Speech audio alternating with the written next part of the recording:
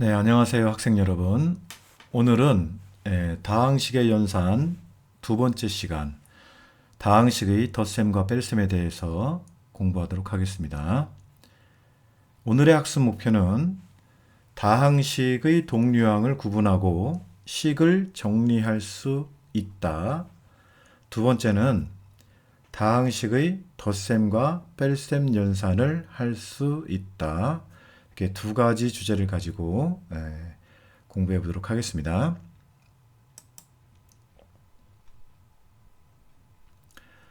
먼저 우리 지난 시간에 단항식, 곱셈만으로 되어 있으면 단항식, 그리고 이제 덧셈하고 뺄셈이 있으면 다항식 이렇게 간단하게 생각할 수 있다고 그랬죠.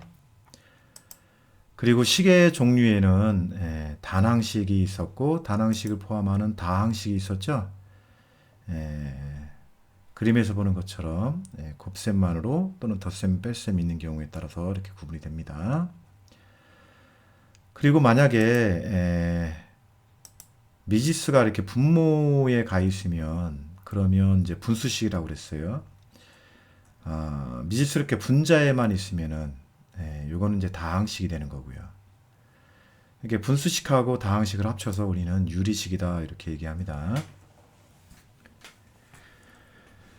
그리고 이제 미지수가 루트 속 안에 들어가 있으면 우리는 무리식이다 이렇게 얘기하고 이 유리식과 무리식을 합쳐서 대수식이다 이렇게 한다고 그랬습니다. 그리고 우리 단항식과 다항식의 차수에서 단항식의 차수 계수 그리고 다항식의 차수 상수항에 대해서 배웠죠.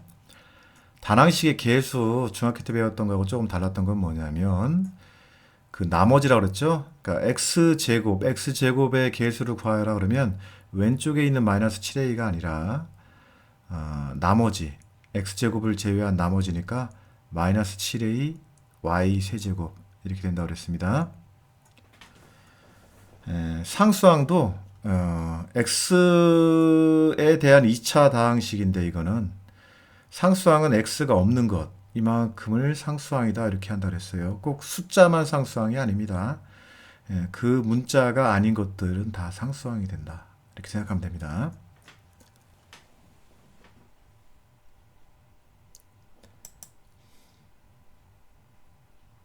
네, 오늘은 동류항과 식의 정리라는 주제로 시작을 하도록 하겠습니다.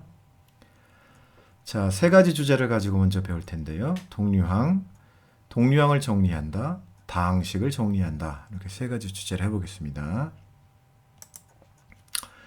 동류항이라는 거는 문자와 차수가 모두 같은 항을 동류항이라고 그래요. 동류, 끼리끼리 뭐 이렇게 생각할 수 있겠죠. 그러니까 차수하고 문자하고 다 똑같을 때 그러면 동류다 이렇게 얘기합니다. 동류항을 정리한다는 것은 동류항끼리 계산을 해서 간단하게 하는 것입니다. 한번 실제로 보는 것이 좋겠죠. 다음 다항식의 동류항을 정리하시오 그러면 같은 모양끼리 묶어가지고 계산해서 간단히 하는 거라 그랬습니다. 네, 선생님이 설명하기 전에 여러분들 잠깐 먼저 해보기 바랍니다. 시작.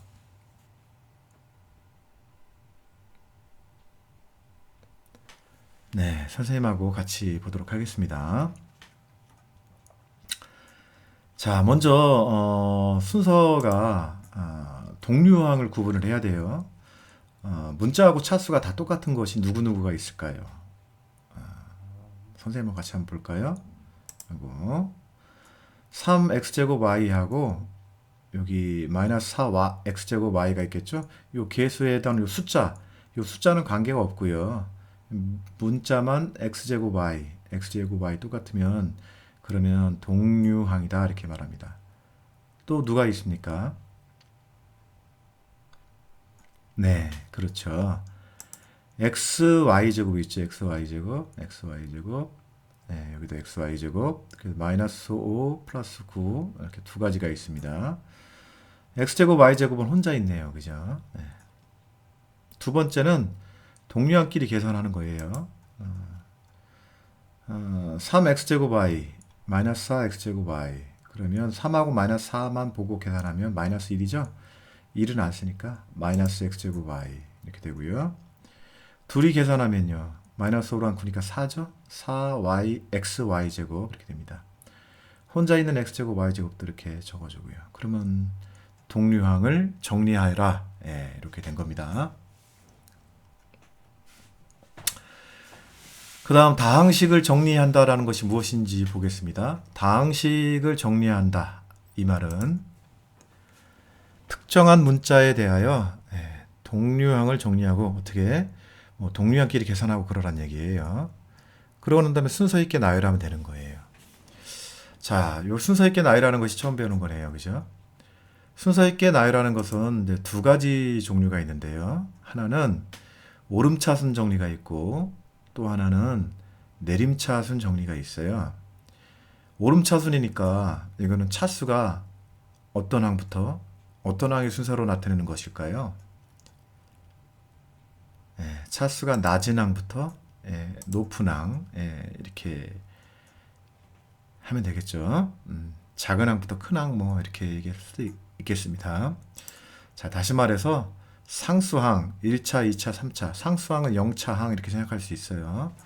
그래서 0, 1, 2, 3 이렇게 나가면 되는 겁니다. 내림차순 정리는요. 그러면 차수가 어떤 항부터? 높은 항부터 낮은 항의 순서로 이렇게 나타내는 것이 되겠습니다. 차수가 가장 높은 항부터 시작해가지고서 2차, 1차, 상수항 이런 식으로 적어주면 돼요. 자, 여러분들도 한번 두 문제 한번 동영상 잠시 멈추고 풀어보기 바랍니다. 시작.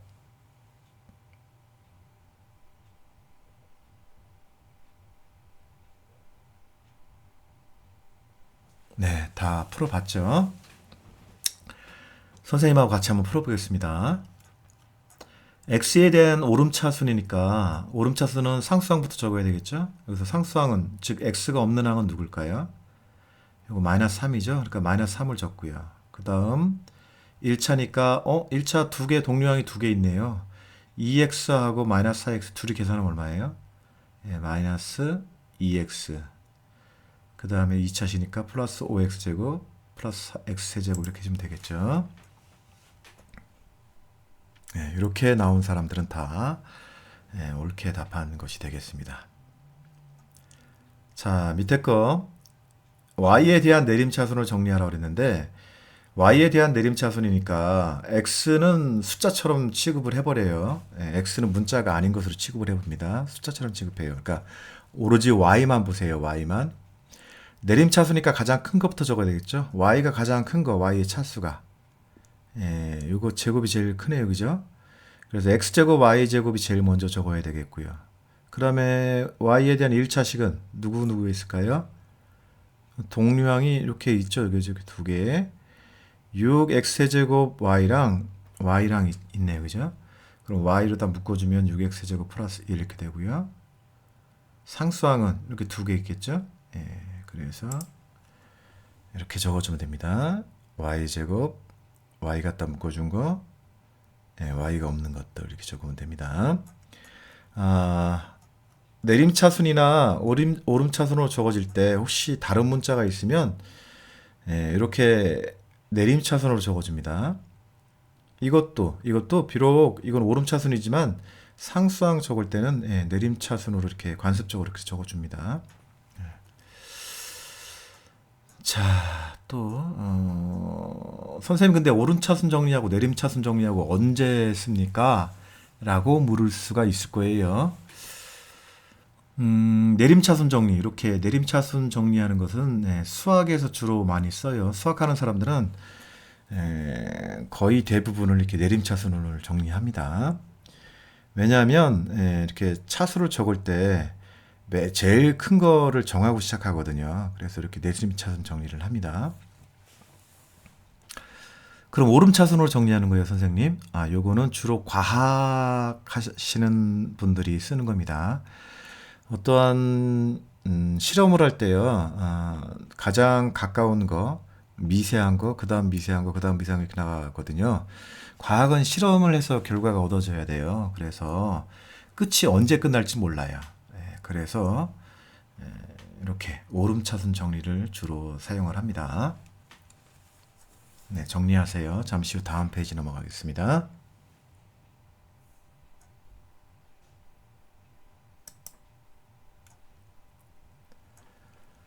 네, 이번에는 이제 두 번째 주제로 다항식의 덧셈과 뺄셈 연산에 대해서 공부해 보도록 하겠습니다. 다항식의 덧셈과 뺄셈이라는 것은 두 분씩에 먼저 괄호를 먼저 풉니다. 괄호를 풀고 그 다음에 다항식을 정리하면 되는 거예요. 다항식을 정리하는 게 뭐라고 그랬죠? 동류항 계산하고 오름차순 또는 내림차순으로 정리하는 거예요. 우리는 수학하는 사람들이니까 주로 내림차순으로 정리하면 됩니다. 특별한 언급이 없으면. 자, 선생님이 이렇게 문제 2번 일단 간단하게 두 가지를 해놨는데요. 다음 두 다항식 A, B에 대하여 다음을 계산하시오 이렇게 돼 있잖아요. A하고 B가 있습니다. 이거 선생님하고 먼저 첫 번째 거 한번 해볼게요. 자, A 더하기 B, 두 다항식 A 더하기 B. A하고 B 대신에 요 다항식을 두 개를 적어야 되겠죠? 이렇게 적었어요. 그때 여기서 이제 깜짝 놀라는 사람들이 있어요. 선생님, 여기는 가로가 없었는데 왜 가로가 생겼어요? 이렇게 말하는 사람들이 있는데요. 어떤 수나 식을 대입을 할 때, 그러니까 문자가 사라지고, 이렇게 원래 다른 식이 뭔가 들어갈 때 말하는 거죠. 이렇게 대체할 때 괄호를 해줍니다. 괄호를 해줘서 틀리는 경우는 없어요. 안 해줘가지고 틀리는 경우가 있지. 잘 기억해 두세요. 자, 계산을 할 때 그 다음에는 괄호를 풀어줍니다.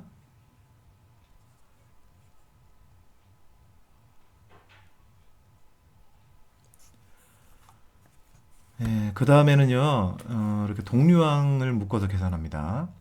3x-x 이렇게 3 빼기 x.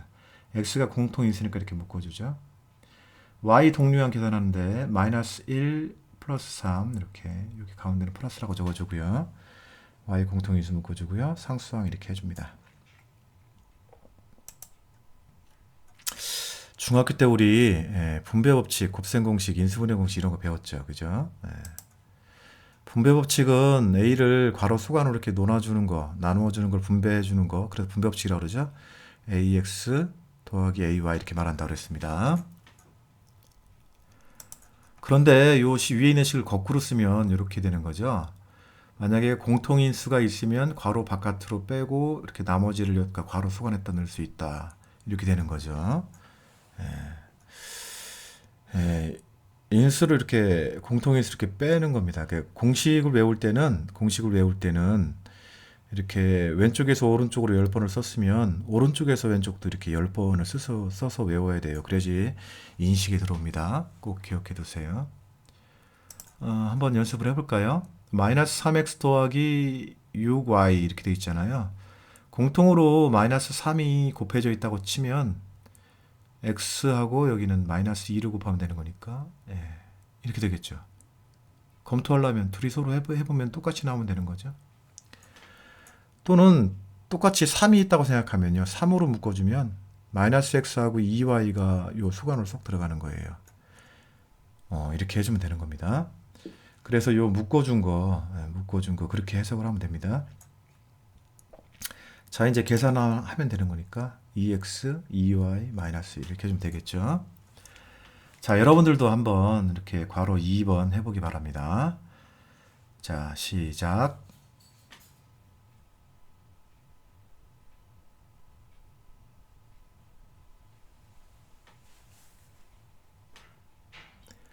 네, 선생님하고 같이 해보겠습니다. 역시 처음과 마찬가지로 이렇게 대입을 할 때는 괄호를 꼭 해줍니다. 뭐 헷갈리지 않으면 안 해줘도 되는데 해줬다고 해서 틀리는 경우는 없어요. 그러니까 처음에 꼭 하는 습관 들이고 그 다음에 익숙해지면 그러면 괄호 안 해줘도 됩니다. 자, 이제 괄호를 풉니다. 앞에 어떤 숫자가 아무것도 없으니까, 마이너스 4조차도 없으니까, 그냥 안심하고 풀어주면 될 거예요. 자, 그런데 여기서 이제 마이너스 있는 경우에 풀어주는 거 우리 중학교 때 했었죠. 뭐시기 나오고, 그 다음에 여기 플러스가 있으면, 뒤에 거 괄호를 풀어줄 때, 그냥 똑같이 나오지만, 여기 연결부호가 마이너스일 때는 요 괄호를 풀어주면, 요 뒤에 게 부호가 바꿔서 나온다고 그랬죠. 플러스 2x 마이너스 3i인데 마이너스 2x 플러스 3i 이렇게 그죠? 이거 사실은 마이너스 1이 있는 거잖아요. 마이너스 1 이렇게 분배법칙 써가지고 곱해준 거거든요. 이렇게 이런 식으로 이렇게 됐었구나 라는 사실 기억해 두고요. 자, b 플러스 a 이런 식으로 해주고요. 괄호를 풀어줬죠. 공통인수 묶어줍니다. y도 묶어주고요. 상수항도 묶어줍니다. 계산을 해주면 2x 플러스 2y 마이너스 1 이렇게 나타나겠죠. 자, 잘했습니다. 그러고 보니까 1번하고 2번이 답이 똑같죠. 그러니까 a 더하기 b 하나, b 더하기 a 하나 똑같다라는 겁니다. 다항식의 덧셈에 대한 성질 첫 번째가 나왔는데요. 교환 법칙이 성립한다라는 거예요. 그러니까 덧셈에서는 실수해서 또 바꿔서 상관없는 거잖아요. 2 더하기 3이나 3 더하기 2나 똑같은 거죠. 더항식도 그렇다. 다항식도 그렇다는 겁니다. 네, 정리하고 다음 넘어가겠습니다.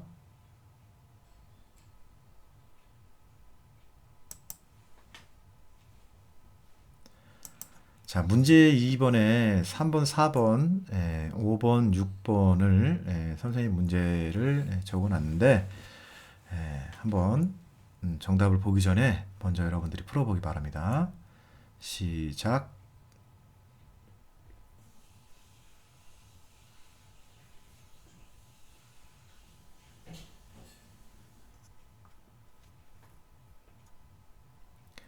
네, 선생님하고 같이 해보겠습니다.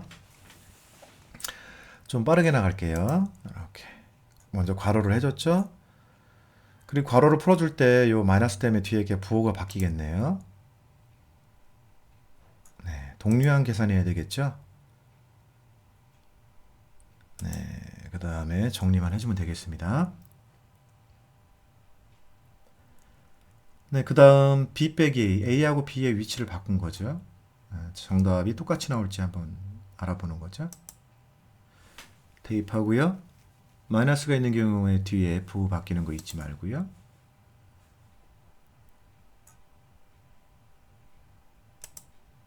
네, 동류항 계산해야 되죠.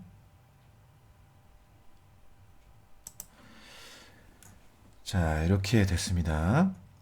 어때요? 둘이 답이 틀리죠? 답이 달라요. 틀린 게 아니라 다른 거죠. 두 답이 다릅니다. 그래서 다항식의 덧셈에 대한 성질, 뺄셈은 교환 법칙이 성립하지 않는다라는 겁니다. 자, 그 다음 5번 상수항의 분배 법칙에 대해서 한번 살펴볼까요? 일단 먼저 이렇게 대입을 하고요.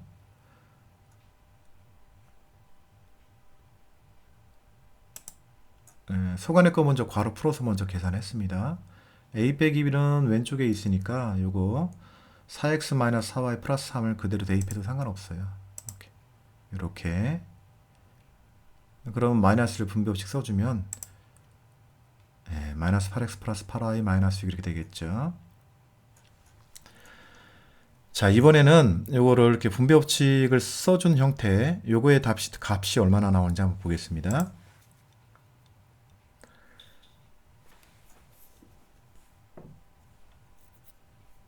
그 다음에 분배법칙 써주고요.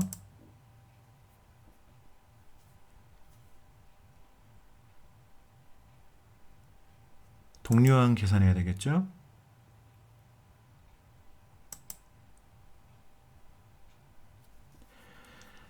어때요? 위에 거 5번, 괄호 5번하고 괄호 6번하고 답이 똑같죠.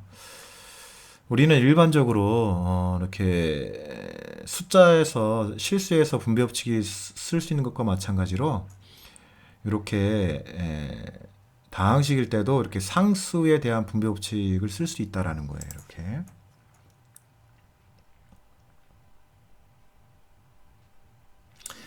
자, 그리고 괄호 3번에 해당하는 것은 선생님이 언급을 안 해줬는데요. 요거는 왼쪽의 걸 먼저 더하나 오른쪽의 걸 먼저 더하나 똑같다라는 거죠. 이걸 결합법칙이라는데 왼쪽을 먼저 하나 오른쪽을 먼저 하나 똑같다면 괄호를 해줄 필요가 없잖아요. 괄호는 얘네들 먼저 해라 라고 하는 의미에서 괄호를 해주는 건데, 그래서 결합법칙이 갖고 있는 의미는 결합법칙이 성립하는 괄호를 안 해도 된다. 그러니까 이거는 A 더하기 B 더하기 C 이렇게 써도 된다라는 겁니다. 자, 이렇게 해서 우리는 다항식에 대한 성질 성립하는 거 이렇게 교환법칙, 덧셈에 대해서는 바꿔도 된다. 뺄셈은 안 되고. 상수를 이렇게 분배법칙 써도 된다.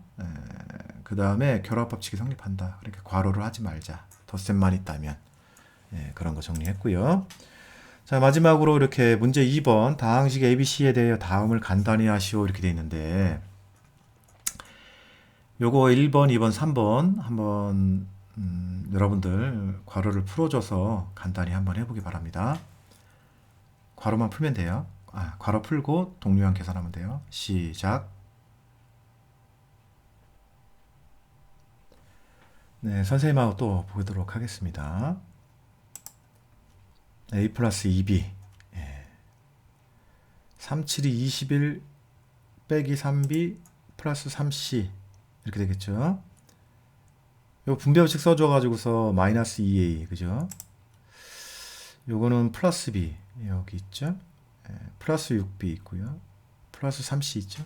그 다음에 B항 동류항끼리 계산하면 마이너스 2 플러스 7B 플러스 3C 이렇게 된다.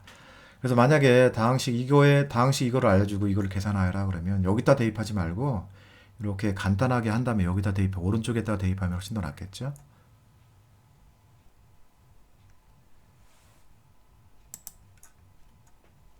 네, 그래서 오늘은 동류항과 식의 계산, 동류항, 다항식을 정리한다. 오름차순 정리, 내림차순 정리 배웠고요.